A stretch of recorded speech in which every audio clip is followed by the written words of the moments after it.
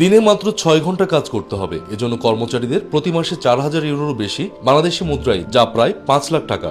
কিন্তু লোভনীয় এই অফার সত্ত্বেও মিলছে না কর্মী। অস্ট্রেলিয়ায় কমলালেবুর মৌসুমে দেখা গেছে শ্রমিকের এই সংকট। পাব, রেস্তোরাঁ, হোটেল এমনকি খনিগুলোতেও দেখা দিয়েছে কর্মীর ভয়াবহ ঘাটতি।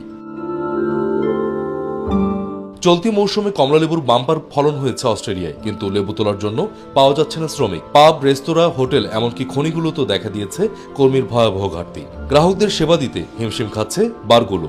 পরিচ্ছন্ন কর্মীর অভাবে বন্ধ থাকছে হোটেলগুলোর কক্ষ।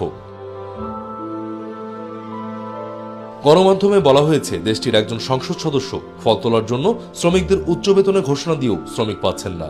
এমপি অ্যান ওয়েবস্টার প্রতি মাসে 5 লাখ টাকা বেতনের বিনিময়ে কর্মী না পাওয়াকে ইচ্ছাকৃত ট্র্যাজেডি বলে উল্লেখ করেছেন।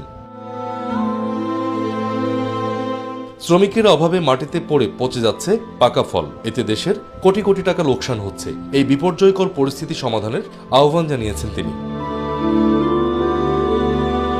তবে এই ঘোষণার পরও অস্ট্রেলিয়ার এই শ্রমিক সংকট প্রমাণ করে সমস্যাটা কত গুরুতর।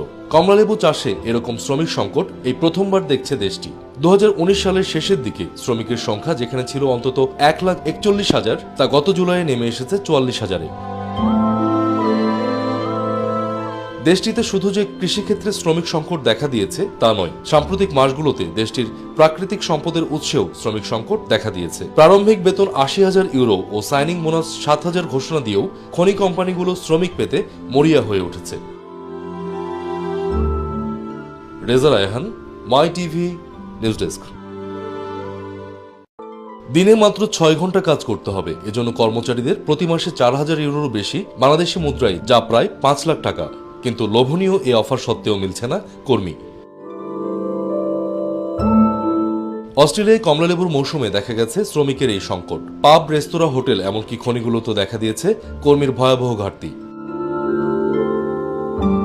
চলতি মৌসুমে কমলালেবুর বাম্পার ফলন হয়েছে অস্ট্রেলিয়ায়, কিন্তু লেবু তোলার জন্য পাওয়া যাচ্ছে না শ্রমিক। পাব, রেস্তোরাঁ, হোটেল এমনকি খনিগুলোতেও দেখা দিয়েছে কর্মীর ভয়াবহ ঘাটতি। গ্রাহকদের সেবা দিতে হিমশিম খাচ্ছে বারগুলো। পরিচ্ছন্ন কর্মীর অভাবে বন্ধ থাকছে হোটেলগুলোর কক্ষ।